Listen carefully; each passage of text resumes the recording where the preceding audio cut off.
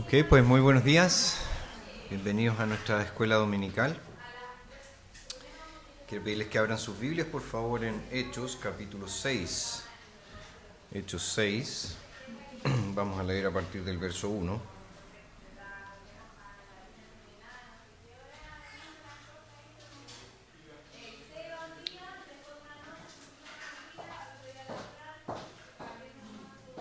Hechos 6, verso 1 dice: En aquellos días, como crecía el número de los discípulos, se suscitó una murmuración de parte de los helenistas contra los hebreos, de que sus viudas eran desatendidas en la distribución diaria. Así que los 12 convocaron a la multitud de los discípulos y dijeron: No conviene que nosotros descuidemos la palabra de Dios para servir a las mesas. Escojan pues, hermanos, de entre ustedes a 7 hombres que sean de buen testimonio, llenos del espíritu y de sabiduría, a quienes pondremos sobre esta tarea. Y nosotros continuaremos en la oración y en el ministerio de la palabra. Esta propuesta agradó a toda la multitud, y eligieron a Esteban, hombre lleno de fe y del Espíritu Santo, a Felipe, a Prócoro, a Nicanor, a Timón, a Parmenas y a Nicolás, un prosélito de Antioquía. Presentaron a estos delante de los apóstoles y después de orar les impusieron las manos. Y si nos vamos ahora a 1 Timoteo capítulo 3, 1 Timoteo capítulo 3, a partir del versículo 8, leemos: Asimismo, los diáconos deben ser dignos de respeto, sin doblez de lengua, no dados a mucho vino ni amantes de ganancias deshonestas, que mantengan el misterio de la fe con limpia conciencia.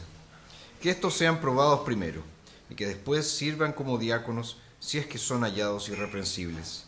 Las mujeres asimismo deben ser dignas de respeto, no calumniadoras, sobrias, fieles en todo. Los diáconos sean maridos de una sola mujer, que gobiernen bien a sus hijos y sus propias casas, porque los que sirven bien como diáconos ganan para sí buena reputación y mucha confianza en la fe que es en Cristo Jesús. Vamos a orar. Eterno Dios y Padre Celestial,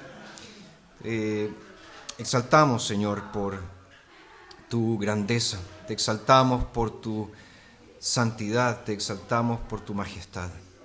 Y también, Señor, te exaltamos porque tú eres un Dios que habla directamente a tu pueblo por medio de tu palabra.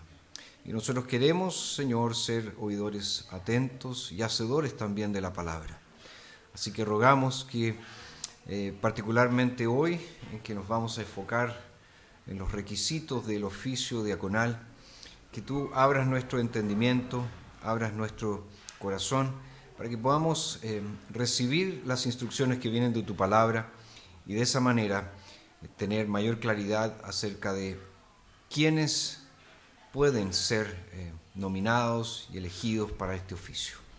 Te pedimos entonces tu bendición en el nombre de nuestro Señor y Salvador Jesucristo. Amén. Muy bien, nosotros ya estamos prácticamente en el fin de esta serie que hemos titulado decentemente y con orden el modelo bíblico para el gobierno de la Iglesia. Ya hemos estado estudiando en términos generales cómo se gobierna la Iglesia, cuáles son los oficios que existen en la Iglesia y la última lección tratamos acerca del presbítero, del anciano.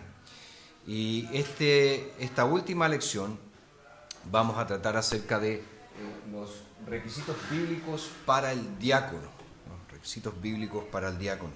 Y si ustedes prestaron atención a los textos que leímos, tanto en Hechos como en 1 Timoteo, vamos a percibir que hay muchos requisitos, al igual que también los hay para los presbíteros. Ahora, los sucesos en la iglesia de Jerusalén que están registrados allí en Hechos 6, que es el texto que acabamos de leer, tuvieron consecuencias duraderas para la iglesia cristiana. Porque ciertamente Lucas allí, él no menciona de una manera directa al diácono, es decir, no menciona el oficio con ese nombre, diácono. Pero es obvio, de la lectura del texto y de lo que nosotros vemos posteriormente en el libro de los Hechos, es que este oficio era conocido ya en la iglesia a partir de ese hecho, a partir del capítulo 6 del libro de Hechos.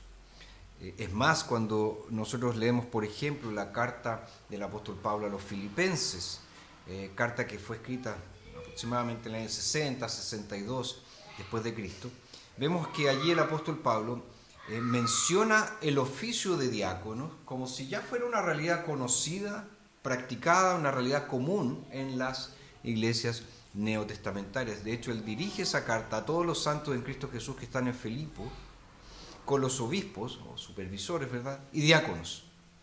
Está dirigiendo la carta a esta iglesia y en particular a estos oficiales de la iglesia también.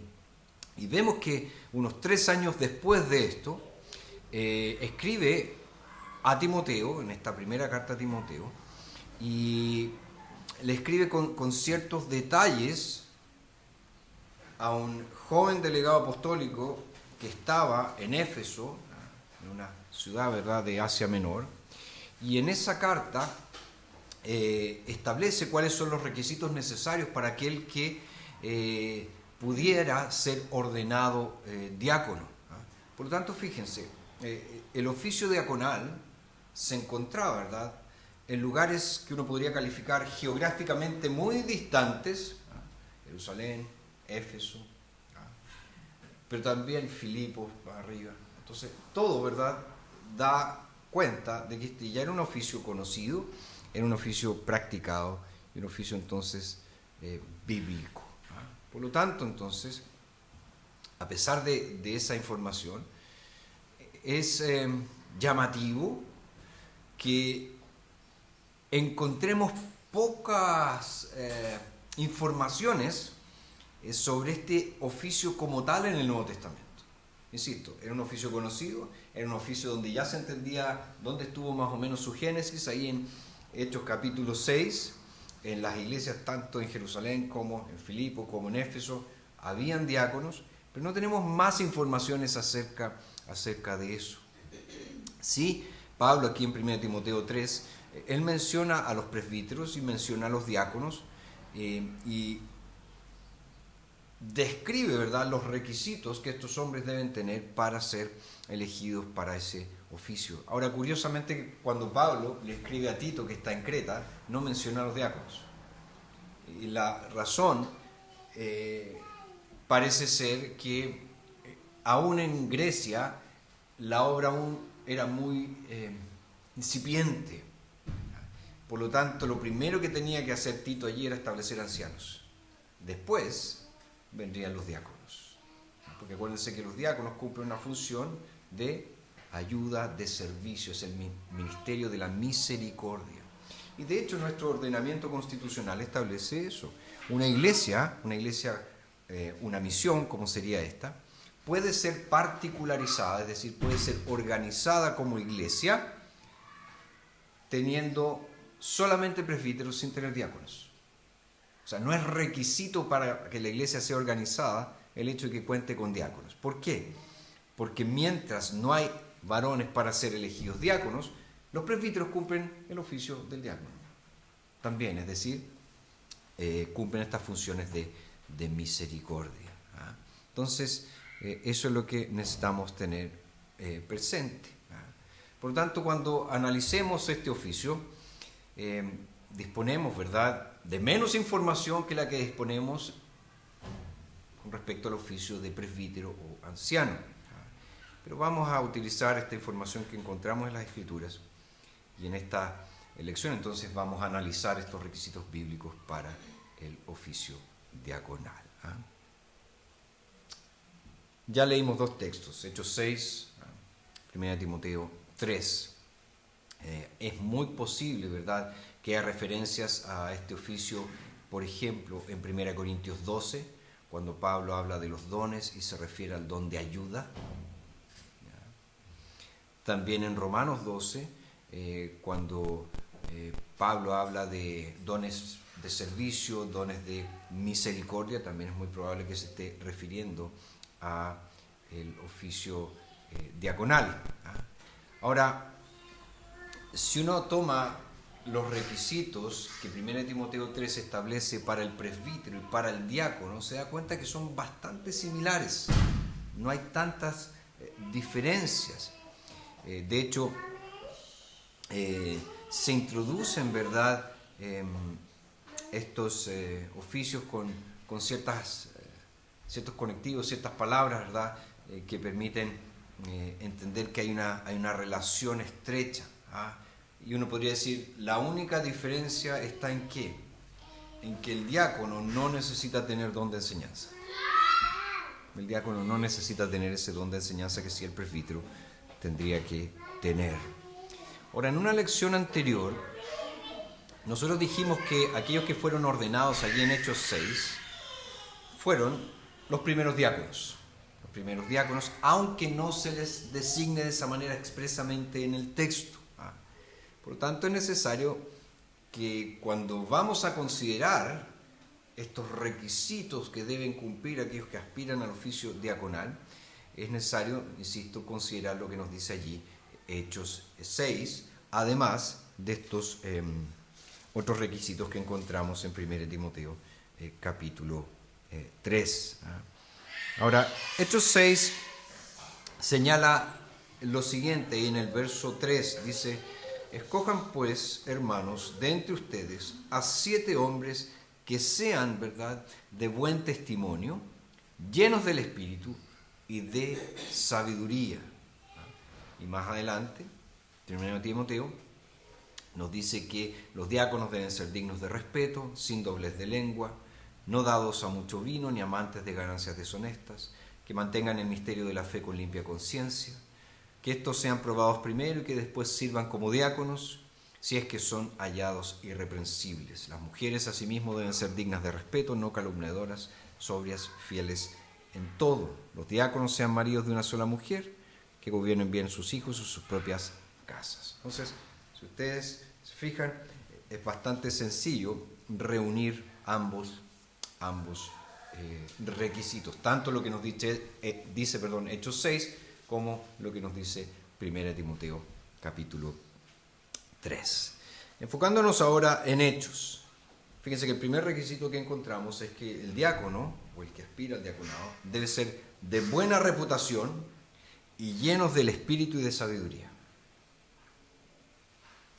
Los apóstoles, de hecho, determinaron que quienes serían, ¿verdad?, encargados de servir a las mesas, debían ser hombres de buena reputación,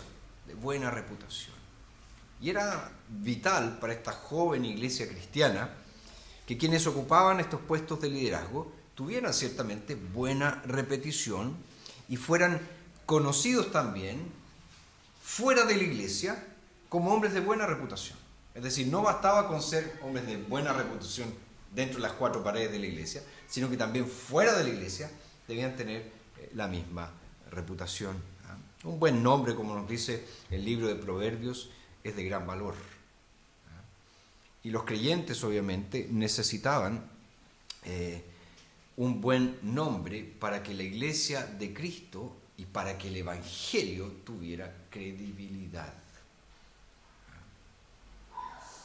Ahora, fíjense, no sería para nada conveniente que un diácono tuviera buena reputación dentro de la iglesia, pero que alguien externo a la comunidad de fe, es decir, de alguien fuera de la iglesia, pudiera presentar cargos en su contra, pudiera decir algo en contra de la reputación de este hombre.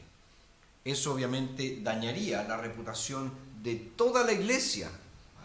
¿Por qué? Porque diría, ¿cómo ustedes, iglesia, pueden tener a tal hombre dentro del liderazgo? Si fuera, miren cómo es. Ustedes en realidad son unos hipócritas. Eso es lo que diría el mundo. Y el diablo obviamente aprovecharía esa oportunidad para perjudicar, ¿qué cosa? La causa de Cristo. Mira, estos cristianos no sirven para nada. Miren las personas que eligen. Miren las personas que son líderes en esa iglesia.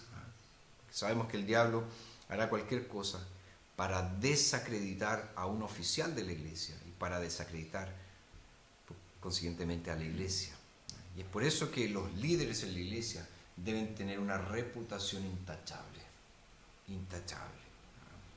Ahora, una reputación tan sólida incluye características como honestidad, integridad, vida santa. Y es por eso que los líderes de la iglesia, los requisitos que nosotros vemos en las Escrituras,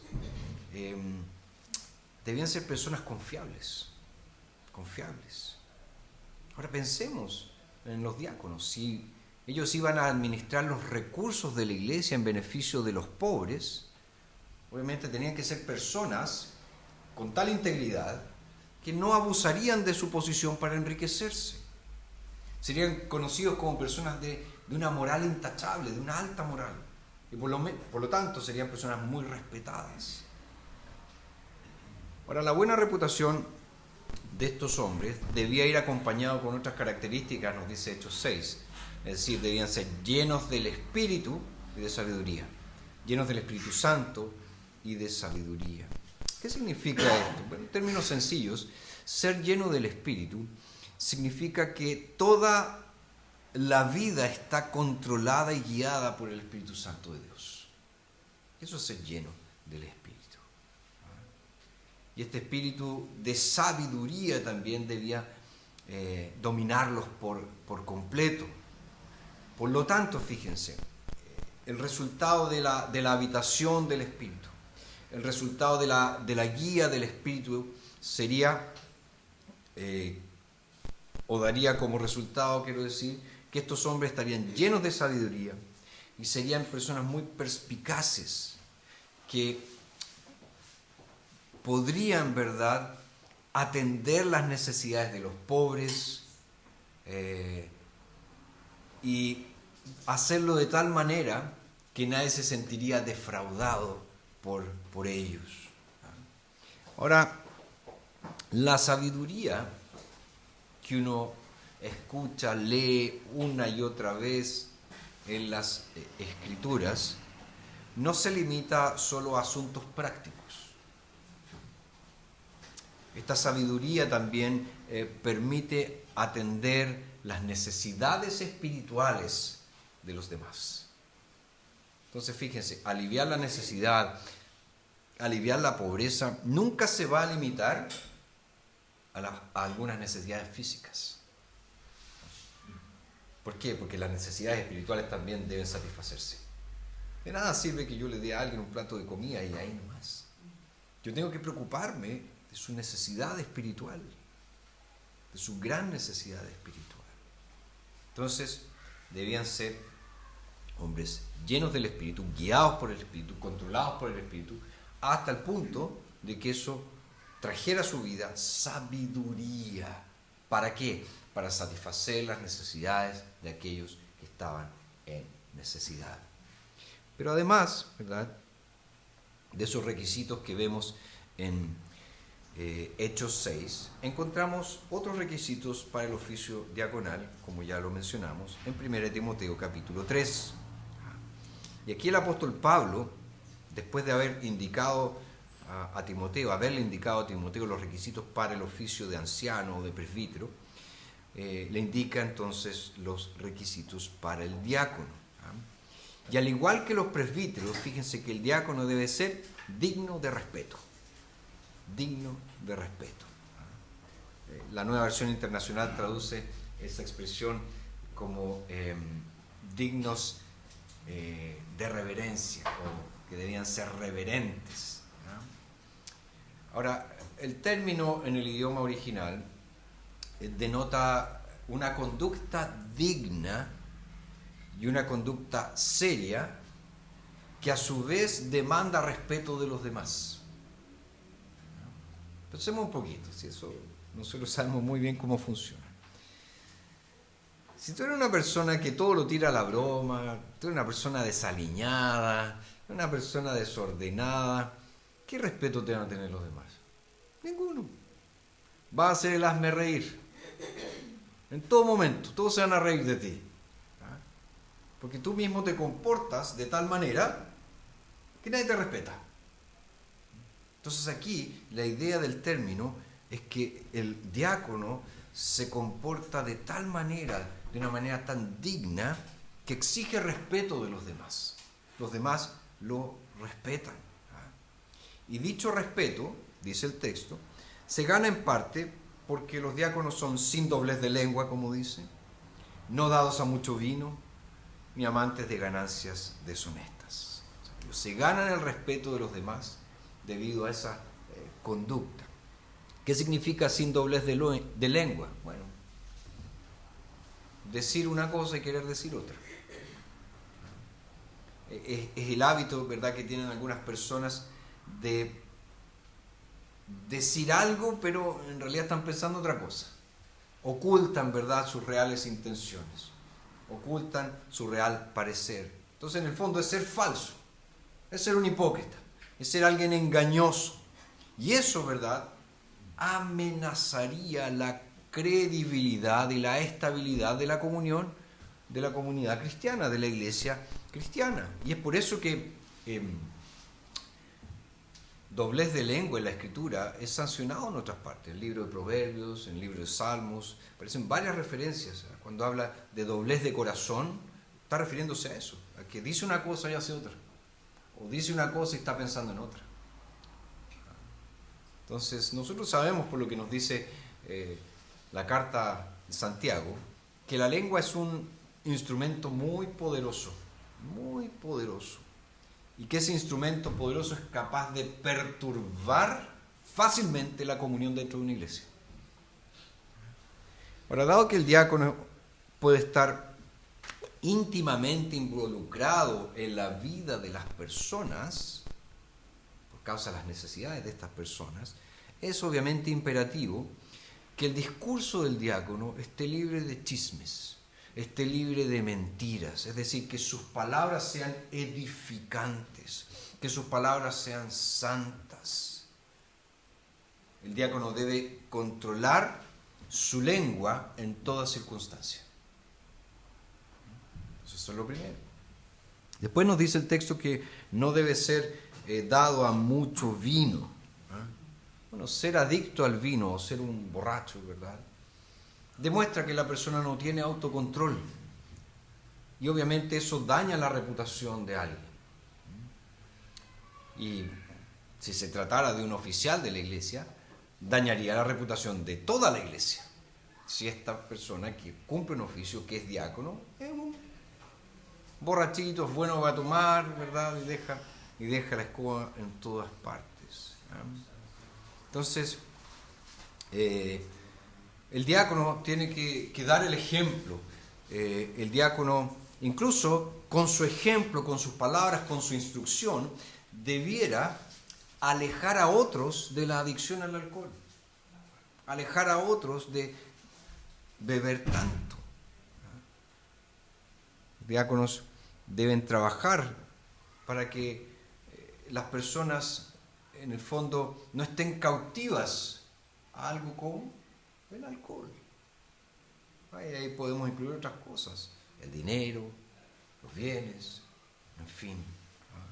Entonces, el liderazgo del diácono, en este sentido, es tan importante que este requisito de sobriedad y de autodisciplina que debe caracterizar a un diácono se repite para otros líderes de la iglesia, es decir, también para el presbítero. Debe ser sobrio, no debe ser dado al vino. En Tito encontramos exactamente lo mismo. Entonces, ¿qué podemos deducir de esto? Que los diáconos, como personas a quienes se les confían recursos materiales para ayudar a los necesitados, no deben ser controlados o dominados por algún tipo de vicio. ¿Por qué? Porque utilizarían estos recursos para satisfacer esos vicios. Y ahí también lo conectamos con el siguiente requisito, que dice que no debe ser amante de ganancias deshonestas. Amantes de ganancias deshonestas. Una vez más, si el diácono recibe recursos de la iglesia para proveer a aquellos que están necesitados en la iglesia, él tiene que ser una persona honesta. La avaricia, nos dice la Escritura, es característica ¿de qué? De los falsos maestros, no de los siervos del Señor Jesucristo. Y quienes ocupan oficios en la iglesia, presbíteros, diáconos, deben distanciarse de la avaricia.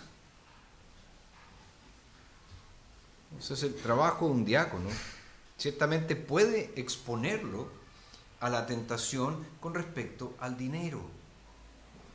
Él debe estar dispuesto entonces a mantener su integridad a toda costa. Mantener la integridad a toda costa. Debe trabajar por el bienestar de la congregación, por el bienestar de la iglesia y no por su propio bienestar, por fines egoístas. Y la forma, ¿verdad?, en que se organiza el trabajo diaconal ciertamente puede minimizar la tentación en ese sentido. Por ejemplo, siempre se ha establecido que al menos sean 2 diáconos los que cuenten las ofrendas recibidas en la iglesia el día domingo. Y que dejen registro escrito con sus firmas en un cuaderno, en un documento, cuánto se recaudó, y ahí está. Ahora, si los 2 se pusieron de acuerdo, estamos muy mal. Estamos muy mal, ¿verdad? Entonces deben ser muy, muy minuciosos en eso. Muy minuciosos en eso. Ahora, obviamente, no solo los diáconos deben evitar el pecado de la avaricia, todos nosotros, todos los cristianos debemos evitarlo. Pero pensemos un poquito, este tipo de pecados son especialmente dañinos cuando se cometen por líderes de la iglesia. Porque el líder tiene que dar el ejemplo a los otros. Debe dar el ejemplo a los otros. En el mundo eso pareciera que está cada vez más lejos del radar de las personas. Cuando vemos a altos funcionarios de gobierno haciendo chanchullos más o menos grandes, y cuando se los encaran, a veces dicen, bueno, yo soy humano como cualquier otro. Sí, es cierto, pero por causa de la función que cumples, los estándares son más exigentes. Eso nos pasa a todos. En la medida que tenemos más responsabilidad, más se nos va a exigir con respecto a eso. Entonces, cuando los líderes de la iglesia, aquí particularmente los diáconos, caen en los pecados que son prohibidos aquí, ¿qué es lo que pasa finalmente? La iglesia es la que pierde respeto delante del mundo.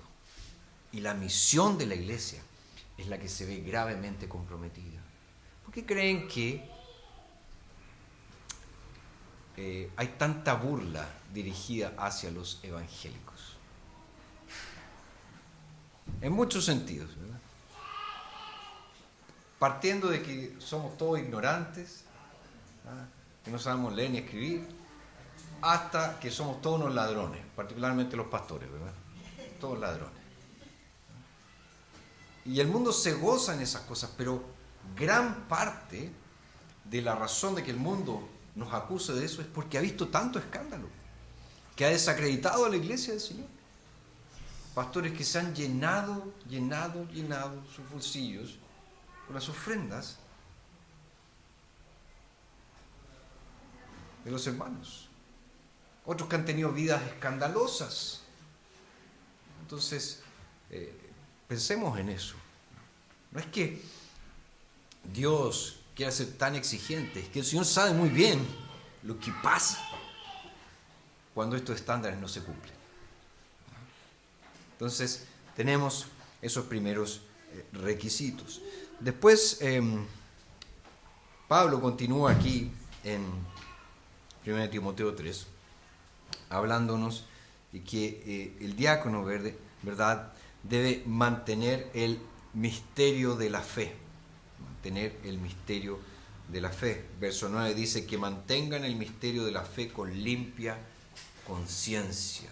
Fíjense, la conducta recta del diácono solo es posible, o mejor dicho, solo se sustenta si este hombre permanece fiel a la fe, es decir, si permanece fiel al contenido mismo de la fe. Los diáconos deben ser quienes, como dice el verso 9, mantienen el misterio de la fe con limpia conciencia. Ahora aquí, misterio de la fe no se refiere a algo secreto, un conocimiento esotérico, oculto, que solo los iniciados conocen. No, no es eso. Se refiere en realidad al plan de salvación de Dios que debe ser revelado y creído. ¿Por qué? Porque es inaccesible para la mente humana carnal. ¿Por qué creen que Pablo dice que el Evangelio para los que se pierden es locura? Está diciendo que no les cabe en la mente, no entienden esto, no logran procesarlo. ¿Y cuál es el contenido de este misterio? Cristo Jesús, el Mesías prometido, quien ahora debe ser proclamado, predicado. Entonces, cuando se les ordena a los diáconos que mantengan el misterio de la fe con limpia conciencia, se espera ¿qué cosa? Se espera que acepten el Evangelio y que vivan conforme al Evangelio con todo el corazón. Es eso. Entonces, fíjense, es el Evangelio el que le establece el modelo de vida, cómo tengo que vivir. Y un diácono debe reflejarlo. El diácono debe ser un hombre del Evangelio. Y esto solo es posible cuando la conciencia de esa persona se nutre y es guiada por el Evangelio mediante la obra del Espíritu. Entonces, no va a haber discrepancia entre lo que él profesa con sus labios y su estilo de vida.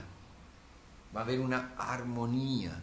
Y cualquier discordancia entre palabras y acciones es desastrosa para la tarea diaconal.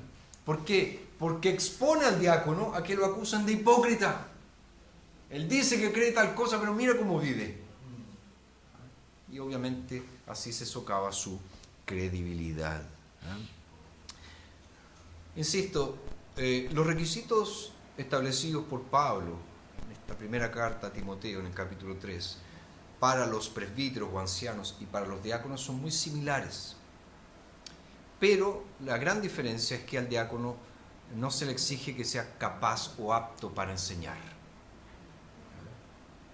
Obviamente deben ser capaces de animar con el Evangelio a quienes ministran, deben dar consejos en el Evangelio a los necesitados,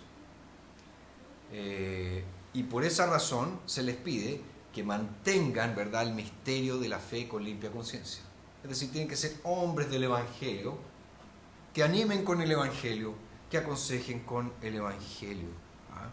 Y su comprensión de las Escrituras, su comprensión de la voluntad de Dios para la vida debe ser sólida. Que también a veces caemos en esos errores. Pensamos que el presbítero es el que tiene que conocer la doctrina. El diácono no importa.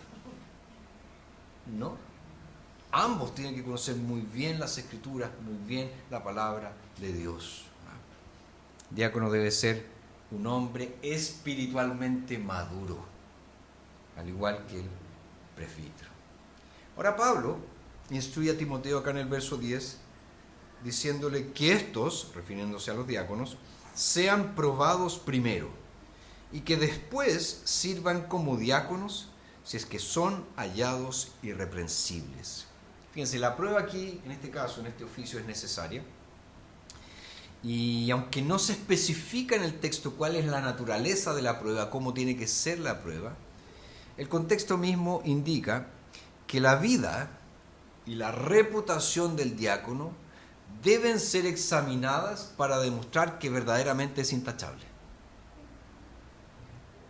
Y esa prueba debe ser realizada antes de que lo ordenen al oficio diaconal. Ahora, la prueba no significa que un diácono es puesto a prueba inicialmente, como cuando, ¿verdad?, estamos postulando un trabajo y nos dan meses de prueba y después, si lo hacemos bien, nos contratan definitivamente. No tiene nada que ver con eso. No tiene nada que ver con eso. El tema es que antes de ordenarlo para el oficio, debe ser puesto a prueba, para ver si verdaderamente es intachable.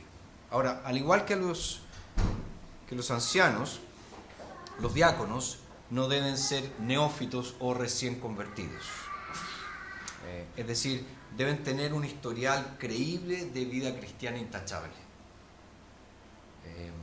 Nadie debe poder presentar alguna acusación justificada contra la vida del diácono, contra la conducta del diácono. Y digo justificada porque obviamente se pueden levantar falsas acusaciones o se pueden levantar acusaciones injustificadas, pero tienen que ser debidamente injustificadas para realmente creer que se trata de un hipócrita, se trata de alguien que en realidad no está viviendo lo que dice.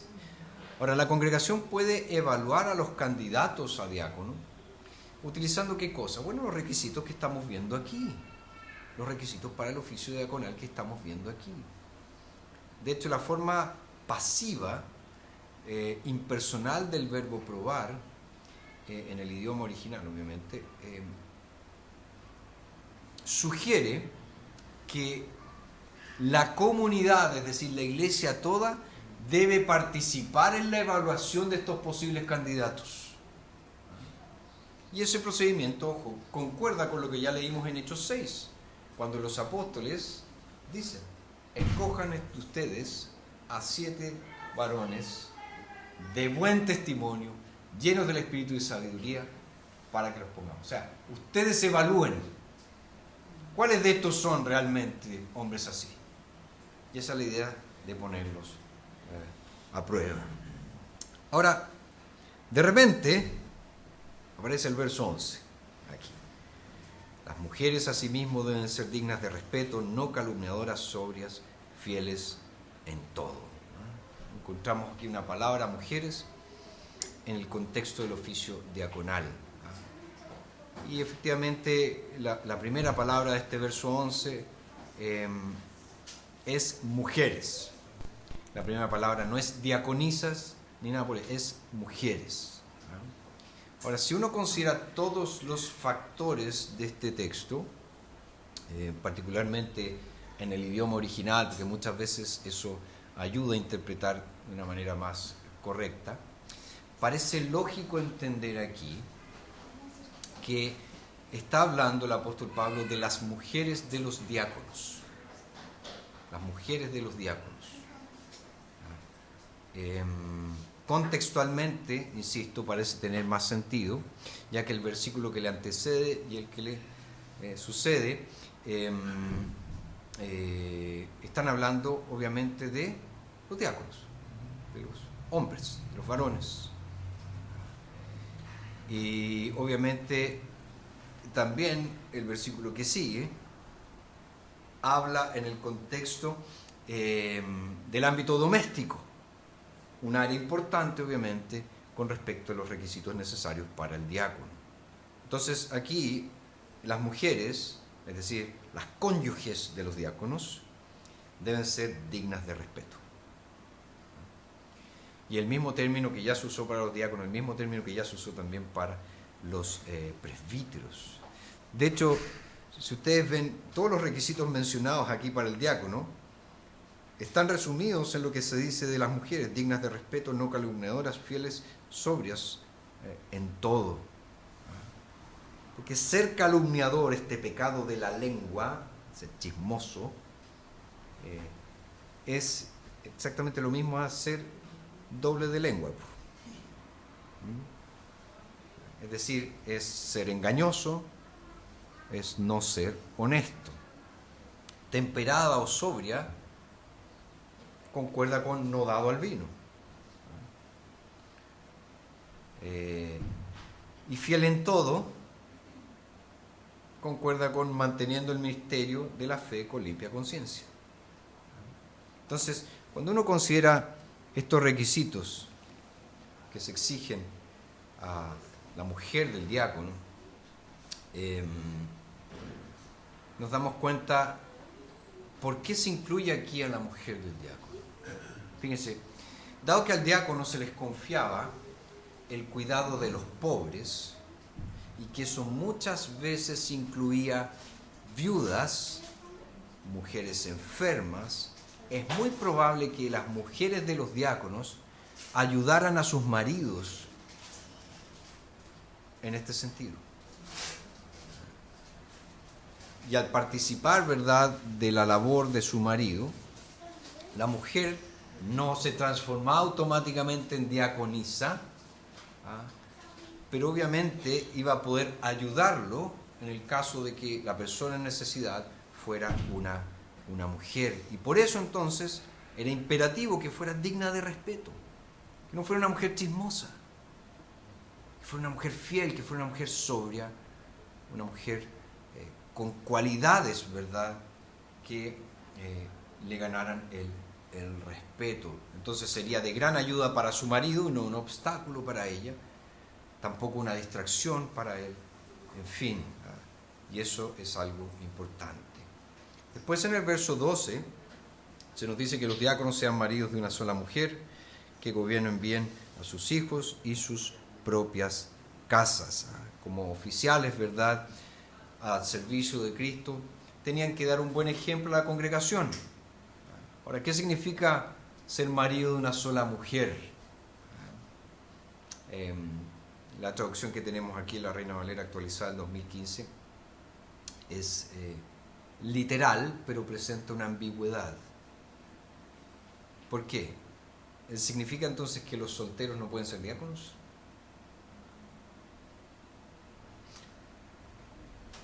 Hay otras traducciones, ¿verdad?, que interpretan el texto original de forma diferente. Maridos de una mujer, no de una sola, maridos de una mujer. Y ahí obviamente ellos dicen, el objetivo mismo del texto es prohibir la poligamia. Pues eso sería marido de una mujer. Hay otros que interpretan el texto como casados una sola vez. Casados una sola vez. Una condición, ¿verdad?, que le prohibiría al diácono contraer nuevas nupcias si fallece su cónyuge. Hay otros que lo interpretan también como fiel a su mujer. Fiel a su mujer. Ahora, cuando uno evalúa las interpretaciones, ¿qué puede decir? Obviamente, estamos hablando de una iglesia cristiana. En la iglesia cristiana, la monogamia es la regla general. Vamos a Génesis, Adán y Eva, la regla general establecida, y esa es la regla general para todo el mundo. La poligamia es una distorsión de la regla general establecida por Dios. Entonces, la prohibición aquí a la poligamia parecería innecesaria. Si la regla general es la monogamia, ¿para qué el texto diría, oye, que no sea casado con más de una mujer? No, la regla general es una, se entiende que es. Excluir a los solteros contradeciría, ¿verdad?, la aprobación apostólica de Pablo ahí en 1 Corintios 7, ¿verdad?, donde él habla que hay algunos que son eunucos porque han recibido ese don de Dios. En el sentido, ellos son célibes porque Dios los hizo así. Ojo, es muy diferente al celibato exigido a los sacerdotes católicos romanos, porque es exigido, es algo de afuera. Lo que Pablo está diciendo ahí en 1 Corintios 7, que es algo que está dentro de la persona. Me acuerdo una vez, un hermano que se demoró un poco en casarse, pasaron algunos años para que se casara. De hecho, él ya pensaba que, como se dice popularmente, se le había ido el tren. Me dice, ¿será que Dios, él estaba leyendo de 1 Corintios 7, ¿verdad? Y me dice, ¿será que Dios me llamó a ser célibe toda mi vida? Y le dije, hermano, te voy a hacer una sola pregunta. ¿Te gustaría casarte? ¿Sí o no? Sí, listo. Dios no te dio ese don. Porque si Dios te hubiera dado el don, ni siquiera pensaría en casarte. No estaría en tu radar. Porque es un don de Dios. Que la persona está satisfecha consigo misma. No necesita más. Entonces, también esa prohibición no estaría diciendo el texto. Ahora, el de no prohibir, o el de prohibir, volver a casarse, también encuentra algunas complicaciones, porque Pablo, tanto en esta carta, en el capítulo 5, como en 1 Corintios 7, anima a las viudas a casarse de nuevo. Si son jóvenes especialmente, que se casen de nuevo. Por lo tanto, ¿cuál es la mejor interpretación? La de fidelidad conyugal a su mujer. cuando habla de marido de una sola mujer, es que el diácono sea un hombre fiel a sus votos conyugales. Debería ser un marido fiel y no debería ser alguien que ha roto alguna vez los votos conyugales. Después se nos dice que debe gobernar bien a sus hijos y a sus propias casas. Esto es también similar a lo que vimos en el caso del presbítero. ¿Por qué? Porque los diáconos deben impartir un liderazgo espiritual bíblico a sus hijos, a su familia. Y ahí, obviamente, ¿cuál es el resultado? Lo que menciona Tito, que los hijos del diácono no sean susceptibles de alguna acusación, ¿verdad?, de ser rebeldes o desobedientes. Ahora, dice el texto, ¿verdad?, que gobiernen bien a sus hijos y sus propias casas. Aquí casas, tenemos que entenderlo en el contexto de aquella época, que implica más que mi familia. Habían siervos en las casas, trabajadores en las casas, entonces debía gobernar todo eso bien, gobernarlo bien. Entonces claramente los diáconos tenían que demostrar cualidades de liderazgo necesarias, capacidad para ocuparse de los asuntos financieros de manera ejemplar, antes de poder ser ordenados al oficio. Y él debía ser fiel a su mujer para reflejar obviamente el amor de Cristo por la iglesia en el matrimonio, y debía tener experiencia en la administración familiar, en la administración del hogar. Ahora, como estímulo, Pablo menciona dos recompensas para el diácono fiel.